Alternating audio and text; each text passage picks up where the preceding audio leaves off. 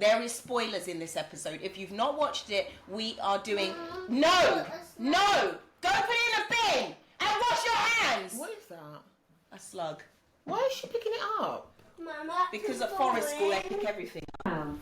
Right, we have about 20 minutes. Okay, let's go. Before Malachi. Well, Malachi finishes at 5:05, so yeah.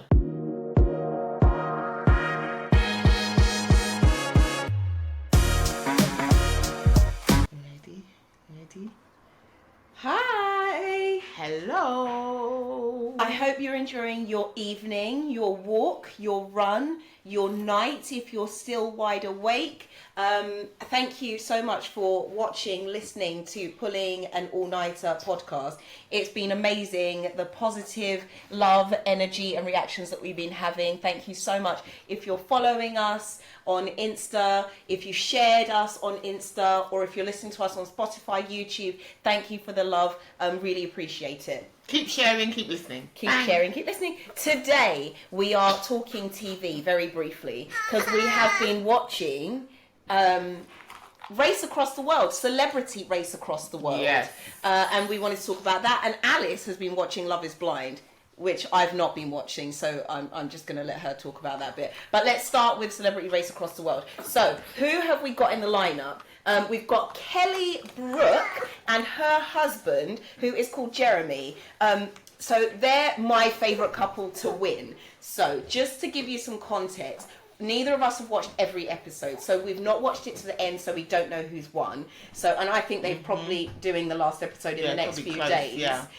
And so we're just kind of giving our update based on what's happened so far. Then you've got Jeff and Freddy, who are the father and son. You also got Kola, who used to be a footballer, and his cousin. He's an actor now, isn't he? He's in a show. I've never seen the show. I don't know who he is. And Mary, who is his cousin. And finally, you got Scott Mills and his partner, Sam. I think they're married. I think they're married. So you've got 4 couples, right, who are doing it this year. As I was saying, my favourite to win is Kelly. Why do I think Kelly's going to win? Because of her partner, her husband, who is a martial artist all his life.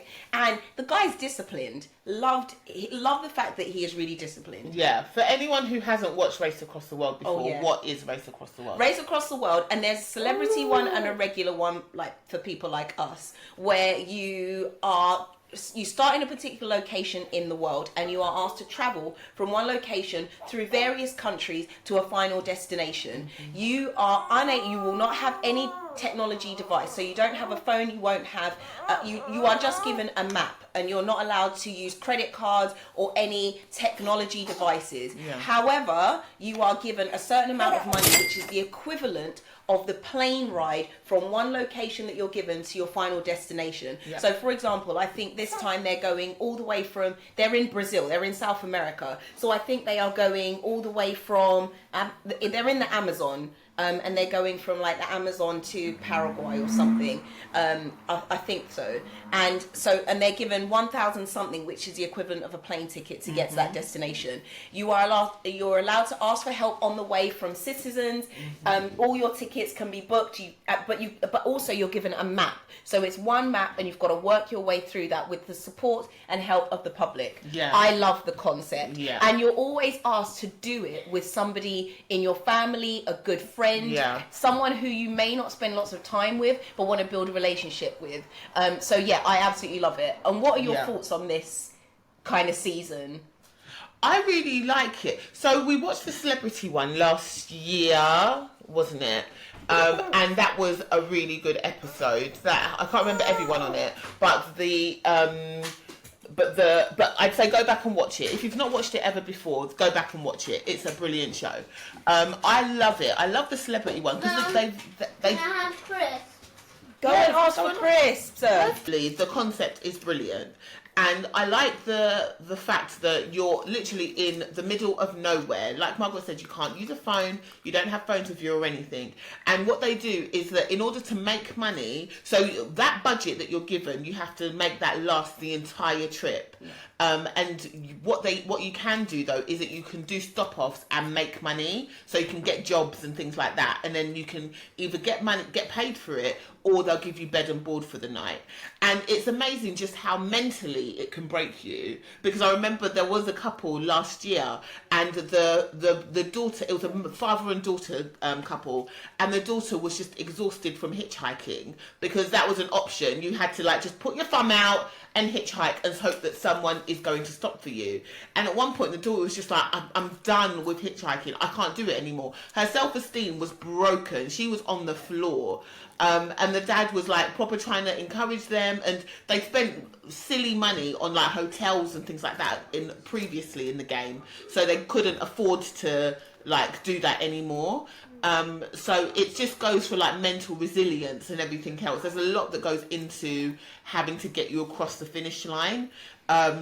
I really like it for that. Yeah. And it's always about building, I think that's what I was saying previously, it's about building that relationship with somebody who you don't, like, is in your family. It could be your sister, your dad, whoever. And I have to say that's one thing I do like about it. So in this episode, you've got the father and son relationship, which is Jeff and his son.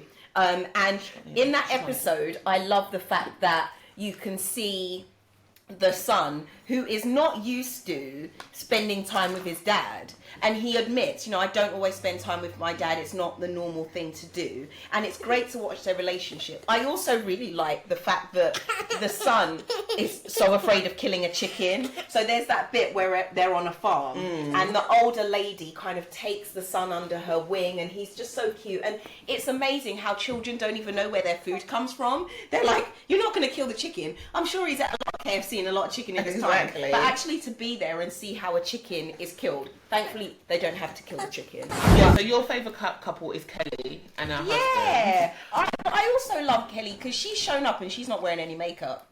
Like genuinely no makeup. And also I had a very different perception. No, I didn't have a perception of her.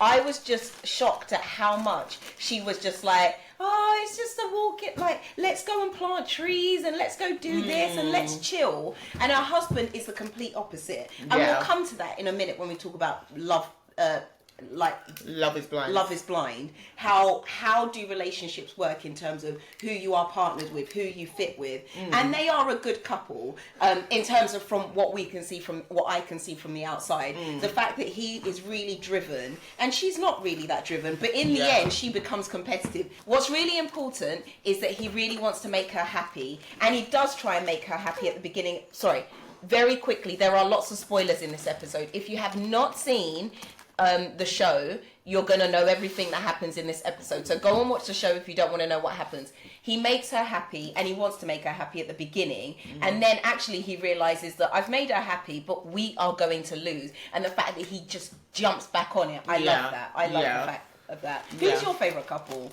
or team? I think I started off with Kelly and her husband, but then when I saw how like super chilled and laid back Kelly was becoming, I lost my rag a little bit. And then I switched to Jeff and Freddy. Okay. I feel like and in terms of, I feel like their relationship will be interesting to watch as the time goes by, and just how they grow together and work together. Because like you said at the beginning, they don't spend a lot of time together and stuff, and there's still a lot of tensions that you see in certain scenes when they're speaking to each other and trying to communicate, or not able to communicate with each other. So I like them. So I'd like to watch them. I'd like to see them win. If they don't win, I'm happy to just watch how their relationship plays out, because I just think that's really interesting. And obviously that everyone knows the kind of background to them. Everybody knows the background to them, just around Jade Goody being Freddie's mum and how she passed away and he was really young and things like that. So everyone knows the outsides of that relationship, but no one's ever really known the inner workings, and we won't ever know. It's not our business to know. But it's going to be interesting just to see that father-son dynamic. His brother Bobby, who he's an actor now, who's been on Strictly and stuff like that, he's very outwardly appreciative of his dad and speaks about how impactful and how significant their relationship is. And it's interesting that Jeff is from the beginning, very much, my relationship with Freddie is me constantly nagging at him. So they're my kind of couple that I'm looking out for. One thing I would say about the father-son relationship is that watching the episode, I've watched 2 episodes now, I've really thought about my relationship with my children. Yes, they're young, very young, like we've got a 5 and a 1-year-old. It just makes me think, will I be able to be that parent that can be patient, that can let my daughters lead while I sit back? Can I be that parent that listens? Yeah. I'm going to find it really difficult, and I can honestly say, I think I will find it difficult. And I think watching another parent and really me being a listener and being critical of my own parenting is actually why I'm also very attentive to their relationship. You've had to watch Jeff try and be patient and try and let his son lead. Yeah. And even though he says, like, he's not a leader, it's not what he does, right. He's literally a chilled, laid back, sit back. And when he does try and encourage him to lead, he finds it so hard to let him do it. Yeah, me too. And I would feel the same. So there's a point where they're trying to find one of the locations. And he's like, Freddy, I don't think this is the right direction. And then he's like, oh, I think you need to... The guy told us it was another direction. And the boy's like, no, it's this way. I was all over the dad's side. I was like... you should have listened to the person. You should have... And then the boy was right the whole entire time. Yeah. There are situations where my daughter has been right. But you know what? As a parent, I want to be able to be humble and say, you were right. Yeah. I should have listened to you. And I think that's really difficult. So well done, Jeff, but also well done to his son. And I'm learning a lot about how I could, and will try to be as a parent. Yeah, that's true actually on that dynamic. I'm going to find it difficult. As a parent, I know I'm going to find it difficult because my personality is just such a strong personality that I do want to be able to be that parent that can be humble. Yeah. And I hope that, I learn over time. But this episode is helping. Yeah. The other couple, Kola, what did you quite like them? Yeah, I like them. But I feel like they're just there for bands. And they're not anymore when you see, and that's it. And I feel like that in episode 1 that it hadn't kicked in what they're meant to do. They did. I don't want to give too many spoilers, but episode 1 they were terrible. And I really liked watching them, but they were absolutely the worst. So it'll be interesting to see how they kind of kick it into gear as the time goes. And I think that's it. It's that thing of, with anything, you start off thinking, oh wow, I want to take it all in and stuff. And then it's over time, you either become defeated or you get a rocket up your backside and you really want to go for it. And I think that's what I enjoy about the show as well. It's that thing of people start off a bit slow and then suddenly something clicks and they think, oh my gosh. And when they realise that they're lost in certain things, just what you would do in order to make sure that you get to the front and that you win, it's always interesting to watch. Absolutely. So, love Race Across the World. Brilliant show. Moving on, Love is Blind. Now, you can talk about this because I haven't watched that show. So, Love is Blind, the whole concept. So, I think this is the first UK one, but it's popular in America. They've had American versions, lots of American versions of it. And now we have our Love is Blind UK, which is presented by Matt and Emma Willis, who are one of the best looking couples I have ever seen. Like, wowza. Emma Willis, you are a beautiful human being. She's gorgeous. She is. And her husband didn't think he used to be good looking. From Busted, Matt never thought anything of him. I think she makes him look attractive. I'm just saying. But yeah, so Love is Blind UK. And the whole concept is that you don't meet the person, you never see them face to face. You only date behind a wall. So you get put into a room and then you both enter the room and then you speak to each other. You have to get to know each other. You can't tell them any distinct physical features about yourself. So you can't say what race you are and everything. You can't talk about that, or what your body shape is. You can't tell anybody, but you just have to kind of ask and get to know that person on another deeper level. And so we have the UK one going on at the moment. I think I'm 4 episodes from the end. So they're at the point. So what happens is that they date in these pods. Then eventually, if you feel like you've matched with somebody, you then propose. The man then proposes. Just to be clear, this is heterosexual couples specifically. The show is around. So then the man then proposes, and then that's when they see each other. And then there's a moment when they then go out into the real world. They live with each other for a little while. Then they meet their families and everything else. So it's very kind of sped up. But it just gets me thinking whether love is actually blind. So there's been a few people who, I feel like everyone on the show, there's not been anyone who I'd say is unattractive on the show, depending on whatever you feel is attractive or not. I think everyone there has been conventionally, I guess, attractive. So on some level, you're going to find the person attractive. But it just did get me thinking in terms of, in real life, is love actually really blind? Is it something that you can go into having not met the person and you just have to go off their personality and vibes and everything else? Do you think that actually would work in the real life? So there's a few people now who are using avatars to date online. So you can create your own avatar. It could be like a squirrel, whatever. A squirrel crossed with a dog and a sheep or something, whatever. Or, yeah. And I think there are a lot of people using modern technology avatars to date before they meet in person. And I feel like there is something in that to talk about you not seeing somebody before you are attracted to them.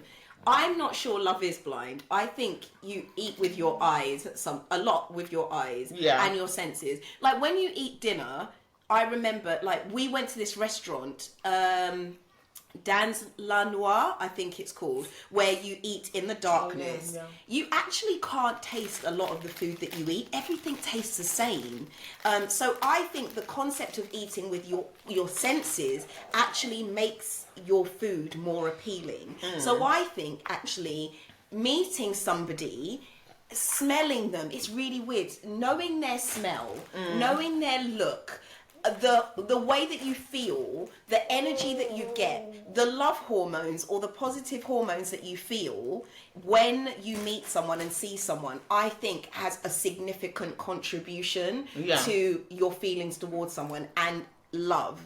I think talking to someone on the phone for ages or talking to someone in a separate room is good, but actually there is so much more. Sometimes some people feel like you have to live with somebody first. Some people feel like, but if you've had an arranged marriage and you've never lived with that person, that is getting to know someone on a very different level. And that's what I was going to say in terms of, because I think we're getting into a century now where a lot of people are asking for arranged marriages.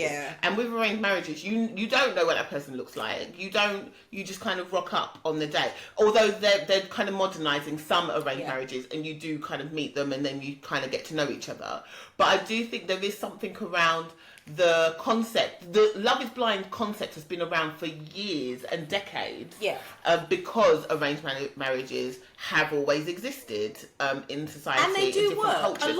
And they do work. Arranged for a lot of marriages people. do work. But I do think, and I think the idea of it is because now that we're in 2024, there's something around people losing interest in people a lot quicker and what that's about. And I think there's something that a massive part of that does come down to you rely so heavily on what people look like that you don't give enough time to get to know somebody.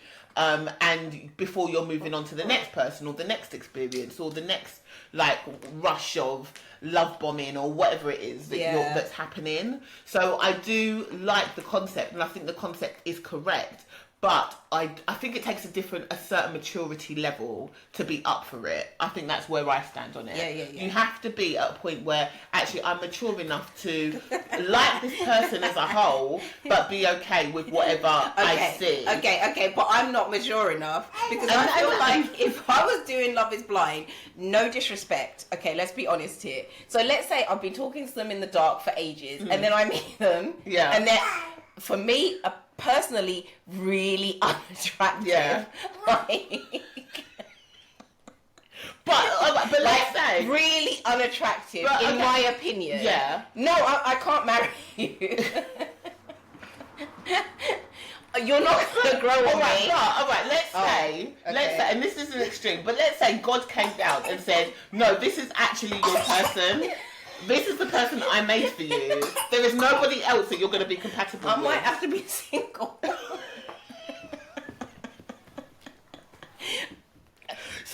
attraction means is really important to you. I mean, No, you can say it. I think it's a high percentage. Oh, will you be okay? Like, I'm not joking you. They were really, like, unattractive. I don't know. Like, who's the most unattractive person? Don't say, but who's the most unattractive person you know? No, Okay. No, because that's not, no. You're adding extras to the buffet. That's not what we're talking about. That's not what we're talking about. We're not talking about smell. We're talking about looks. And who is the most unattractive? Imagine that unattractive. Mr. Burns. Mr. Burns, you've been talking to Mr. Burns in a dark room.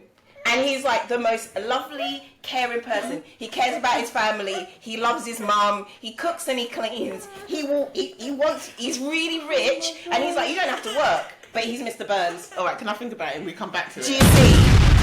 All right. So love can be blind, but I feel like it can be semi-not blind. Yeah. On that note, what were you going to say? No, I was going to say, on that note, we're going to have to go. We are going to have to go. But we're going to revisit the topic because I've not watched it to the end, so I don't know if any of the couples stay together.